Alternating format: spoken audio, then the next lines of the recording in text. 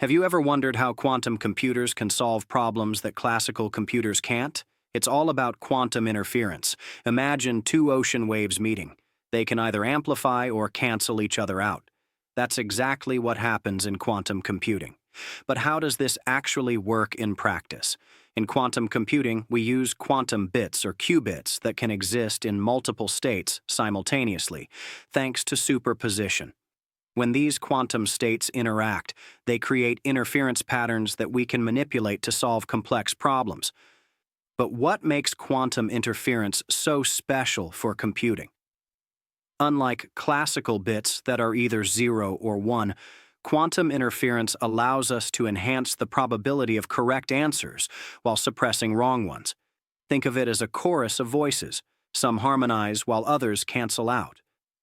So how do we harness this power?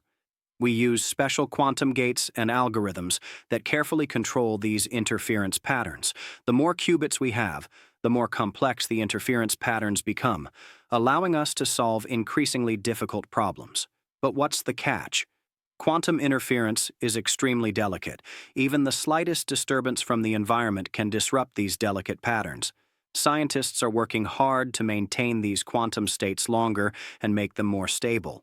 Want to learn more? Check out these resources. 1. Quantum Computation and Quantum Information by Nielsen and Chuang. 2. The IBM Quantum Experience website for hands-on learning. 3. The Quantum Computing Report for latest developments. If you found this video helpful, don't forget to like and subscribe. We release new quantum computing videos every day to help you understand this fascinating field.